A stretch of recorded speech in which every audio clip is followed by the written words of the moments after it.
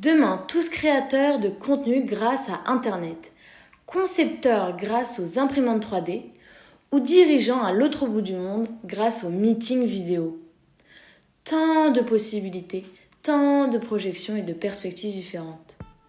À l'heure de la révolution numérique et digitale et de l'économie collaborative, de profondes mutations dans la façon d'innover, de créer et d'entreprendre font surface.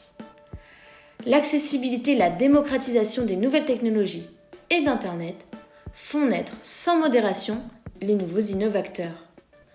Nous sommes ici pour parler innovation ouverte, digitalisation, entrepreneuriat et management du futur, dans un monde qui n'est pas si lointain et qui serait même le monde de demain. Alors comment parler métier du futur avec vous? Par le biais de journalistes, un métier qui ne cesse de se réinventer pour perdurer dans le temps.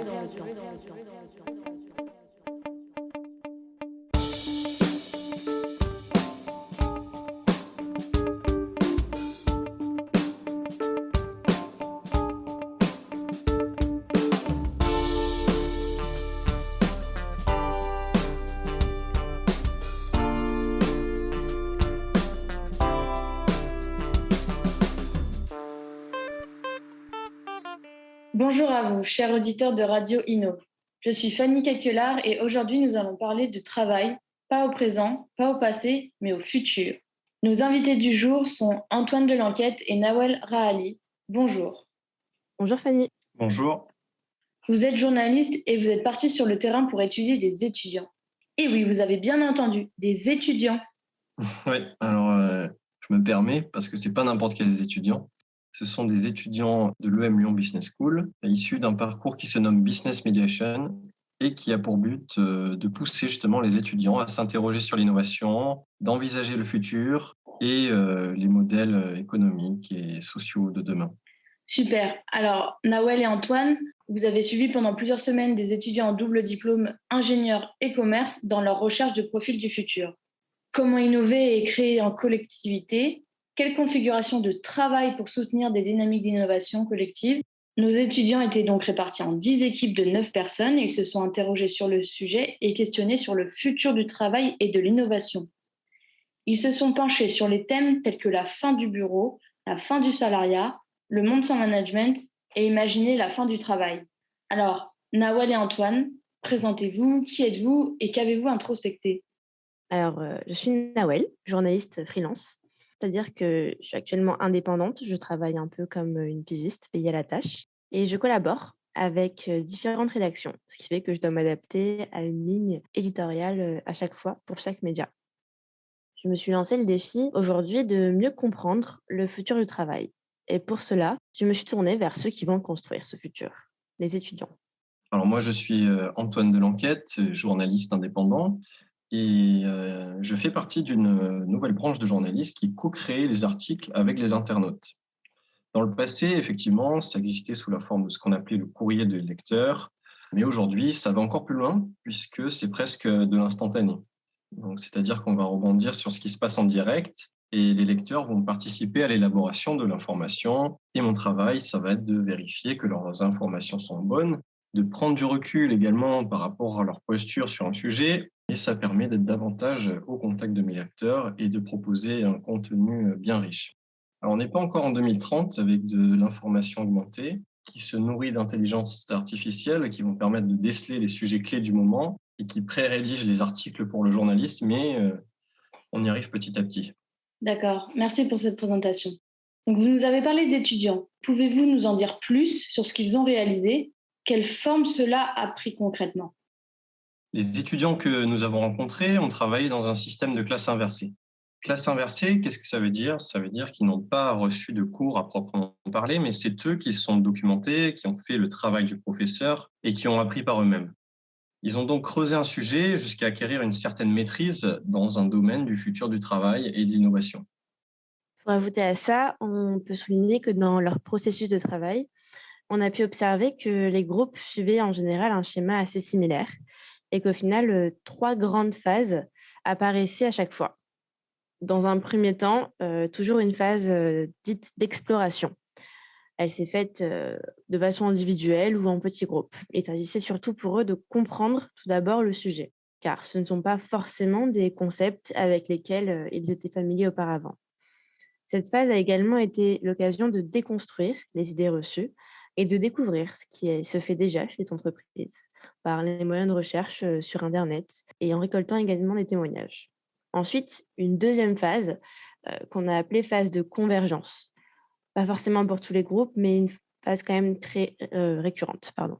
Puis, souvent des débats dans lesquels ils vont lister les avantages et les inconvénients. Par exemple, à travers la réalisation d'une mind map avec Persona, avec lequel on peut mieux se représenter le concept. Enfin, une dernière phase, la phase d'idéation. L'idéation sur le prototype, qu'elle soit individuelle ou collective. Cela passe par la sélection de l'idée de prototype la plus pertinente, la plus impactante.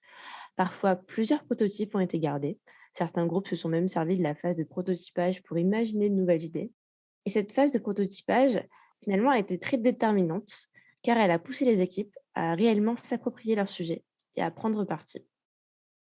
Ouais, j'en profite pour rajouter que nous avons observé des équipes qui ont poussé le sujet justement très très loin, en imaginant des scénarios dystopiques extrêmes, afin d'en voir les limites, mais également afin de tester la faisabilité et l'aspect concret de leur scénario futuriste. Les groupes un peu plus timides, qui osaient moins, ont pu améliorer leur prototype par des remarques d'une intervenante extérieure qui les a poussés à sortir des sentiers battus, à surprendre et à aller plus loin. Ils ont donc réfléchi à une façon encore plus impactante de marquer les esprits avec leur rendu. D'accord, mais alors les étudiants ont étudié des profils types du futur. Mais est-ce qu'ils croient en ces nouvelles manières de travailler? Eh bien, d'après les résultats de notre sondage, on a sondé ces étudiants. Environ la moitié des interrogés croient à ces nouvelles manières de travailler. C'est quand même encourageant pour cette future génération qui ne veut pas spécialement se baser sur ce qui semble acquis ou immuable dans le milieu professionnel, mais qui veut changer les choses et qui a cette ouverture d'esprit nécessaire à cela. Par contre, il est vrai qu'une personne sur cinq n'y croit pas du tout. Ça lui semble complètement irréaliste. Quant au reste, c'est plus nuancé. Pour certains, ce modèle ne pourrait pas être l'unique modèle de travail. Il faudrait que ça soit combiné avec l'actuel. Et pour d'autres, ces nouvelles modalités de travail ne pourraient s'appliquer qu'à certaines entreprises ou une certaine période de sa carrière, par exemple. Oui, je vois. Mais alors, vous m'avez dit qu'ils avaient travaillé sous forme de classe inversée. Qu'est-ce qu'ils ont pensé de cette expérience, de ces travaux? Alors, si je peux me permettre, l'une des réponses que l'on a reçues de manière assez conséquente et qui est donc assez représentative de l'état d'esprit des étudiants, c'était intéressant car imaginer, c'est déjà faire un pas dans le changement. On peut voir que les réponses à nos enquêtes nous ont montré vraiment qu'il y avait un vrai intérêt. Les étudiants trouvaient ça intéressant, instructif, enrichissant. Ça leur a vraiment ouvert l'esprit et ça leur a apporté une nouvelle vision du travail. C'est une expérience qui a été majoritairement vécue positivement. Cette expérience a permis aux étudiants de se questionner, de chercher le sens du travail. Un groupe est d'ailleurs allé loin dans le projet en termes d'exploitation de la problématique et a ressenti une vraie fierté par rapport à cette expérience. Ils ont aimé découvrir un nouveau concept, le creuser, et ils envisagent déjà pour plus tard d'appliquer ces concepts dans leur futur métier. D'accord, mais en quoi cette manière de travailler est-elle différente de la manière dont les groupes ont l'habitude de travailler, justement? Premièrement, l'autonomie, je dirais, et la liberté laissée lors de ce projet, qui était assez inhabituel pour eux. Ils ont l'habitude d'être cadrés, d'avoir des consignes bien claires et précises, de savoir où ils doivent aller et comment. Mais ici, ce n'était pas du tout le cas. Ils ont dû répondre à ces questions par eux-mêmes. Mais selon moi, le fait d'enlever cette autorité les a rendus plus responsables de leur travail. Je pense que travailler en autonomie est un très bon moyen pour s'approprier son travail, premièrement, mais deuxièmement, d'avoir un résultat qui nous ressemble et dont on est fier. Néanmoins, ce manque de cadre n'a pas été très bien vécu par tous les groupes et certains ont dû sortir de leur zone de confort. Ça a été plus difficile, mais lorsqu'on regarde la qualité des rendus, on voit qu'ils s'en sont quand même très bien sortis. D'autre part, ce nouveau format a quand même quelques limites. Concernant l'autocensure, on a pu voir qu'il n'avait pas pu s'en défaire complètement. Cette grande liberté a été souvent vécue comme assez perturbante, et a dérangé certains qui ont eu l'impression de ne pas avoir exploité cet exercice à son plein potentiel. Se positionner en 2030, en 2040, ce n'est quand même pas si évident. Plein de scénarios possibles, plein d'hypothèses. Où est-ce qu'on en sera? C'est difficile à anticiper. C'est difficile d'imaginer des futurs dissonants par rapport à aujourd'hui. Oui, c'est clair. Je pense que c'était vraiment intéressant pour eux d'aborder des choses d'une autre manière qu'en cours. Cet exercice les a poussés à être curieux, à se poser des questions et à débattre. Par conséquent, je pense que le format de l'expérience était vachement impactant et porteur d'une dynamique intéressante. Tout à fait. Pour les journalistes, c'était particulier, car ils étaient immergés dans un groupe tout en étant uniquement des observateurs. Cela leur a permis d'avoir une certaine connaissance du sujet de par leur position d'observateur. Dans les premiers temps, il s'est avéré compliqué pour eux de se mettre dans cette posture de journaliste sans intervenir dans le procédé. C'est après des échanges avec une intervenante qu'ils ont pu découvrir qu'il ne s'agissait pas uniquement d'être reporter, mais qu'ils pouvaient eux aussi créer quelque chose d'innovant par la façon de toucher leur auditoire. D'autre part, on avait également les trollers, pour qui l'expérience était plus amusante, bien que certains en aient trouvé cette expérience quelque peu déroutante, car ils n'ont pas forcément cette posture habituellement. L'un d'entre eux s'est d'ailleurs inspiré de commentaires pépites sur LinkedIn. D'accord, merci. Alors, si je comprends bien, ils ont appris à développer leur autonomie, leur curiosité et à dépasser l'autocensure. Et est-ce qu'ils ont aimé travailler en groupe? Oui, je pense qu'ils ont aimé le fait d'être dans un groupe de 8 à 9 personnes, à travailler sur un même sujet a été un point fort, car ça a permis d'avoir une grande variété d'opinions. Et parmi celles et ceux que nous avons interrogés, nombreux ont souligné que la taille du groupe avait permis de générer un volume conséquent d'idées sur le thème proposé. Un autre point qui est souvent revenu a été la bonne répartition des tâches qui a été possible dans ces groupes. Le fait d'être assez nombreux leur a permis finalement de réduire la charge de travail individuelle que représentait ce projet, afin de l'intégrer au mieux dans des emplois du temps qui sont quand même déjà bien chargés. D'autre part, bien que la charge de travail individuelle ait été diminuée, beaucoup ont quand même souligné le fait que leur groupe avait pu fournir davantage de contenu qu'en temps habituel. D'accord. Et qu'est-ce qui, au contraire, n'ont-ils pas apprécié? Alors, forcément, au contraire, on a certains points qui montrent un peu les limites. Premièrement, le distanciel. Forcément, le distanciel en groupe de cette taille est assez difficile, il faut le souligner. Parler à 9 derrière un ordinateur complique énormément la communication et accentue forcément l'éparpillement. On voit que certains ont même fait le choix, du coup, de se retrouver en physique pour faciliter les échanges, mais ça restait quand même une grande difficulté. Arriver à s'organiser à distance et trouver le temps pour ce projet ont été des freins pour pas mal de groupes. Par ailleurs, la taille du groupe, 8 membres, a été considérée comme trop grande par certains. Je pense qu'il est important de souligner que travailler dans ces conditions, en étant autant sur un même sujet, à distance et en parallèle de nombreux autres projets, était un vrai défi qui demandait énormément d'efforts d'organisation. D'accord. Et est-ce que vous pouvez me dire, si on devait garder qu'un élément, lequel a été le plus décisif dans leur avancée dans ce projet? Alors, un seul élément, beaucoup ont souligné la répartition des tâches dans le projet. Puisque la taille du groupe était grande, je pense que c'était important de bien se diviser le travail. Certains groupes se sont répartis ce travail de façon individuelle et d'autres en petits groupes. Bien s'organiser a permis en tout cas d'impliquer tout le monde dans ce projet et de favoriser une avancée efficace. Et en quoi ce modèle organisationnel est-il bénéfique? Alors, ce modèle d'organisation, avec les différents rôles, donc le travail en groupe, les trolls et les journalistes, a permis, je pense, d'enrichir ce travail. Les groupes ont pu creuser le travail en profondeur sur une problématique neuve. Les trolls ont permis d'apporter une critique constructive pour creuser plus loin. Ceux qui ont travaillé en groupe ont pu profiter de leur nombre pour générer plus d'idées et gagner en efficacité.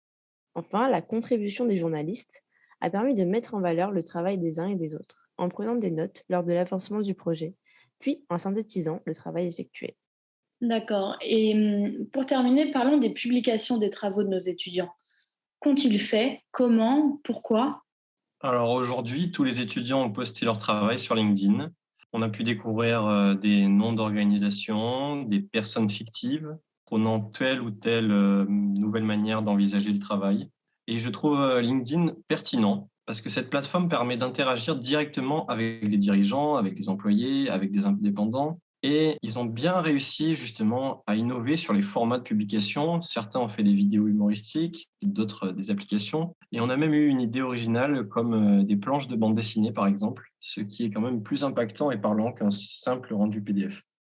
Je suis d'ailleurs sur LinkedIn en ce moment et je vois que les publications LinkedIn à travers des comptes dédiés ont suscité pas mal de réactions de personnes de profils bien différents. Oui, je confirme. Et alors, vous m'avez dit avoir travaillé avec une équipe de journalistes. Vous avez déjà publié un article sur le fond du travail des étudiants. Et évidemment, vous n'avez pas simplement fait un article de presse. Vous avez fait un quiz. Alors, en quoi ça consiste et pourquoi un quiz? Tout d'abord, ils ont choisi le format du quiz de personnalité, car c'est un format plutôt à la mode dans les magazines, qu'ils ont voulu reprendre ce format ludique qui favorise l'interaction. L'idée à travers ce quiz était d'interpeller les gens pour qu'ils soient amenés à réfléchir sur l'avenir du travail. L'idée était vraiment de centrer autour des personnes cette question du futur du travail. Comment s'imagine-t-on le futur? Vers quel mode de travail va-t-on opter? Ce quiz pousse les lecteurs à se poser toutes ces questions. Ah ouais, super idée. Je vais faire le test tout de suite. Merci à vous, Antoine et Nawel, pour vos partages d'expériences et vos retours très intéressants. Merci. Merci.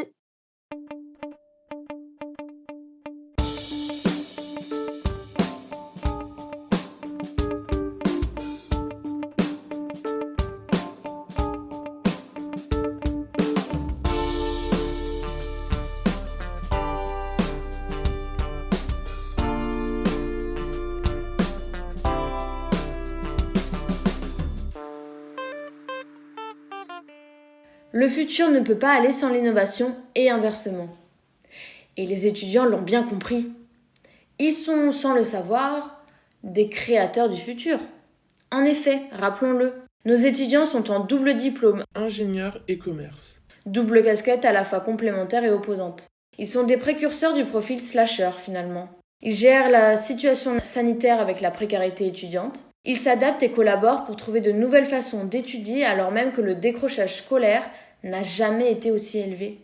Et je vais vous dire, voir des étudiants qui arrivent à se projeter dans un futur et continuer d'apprendre et d'entreprendre alors que le monde s'est figé, c'est prometteur. Développer, prototyper, tester, entreprendre, voilà ce dont sont capables nos jeunes.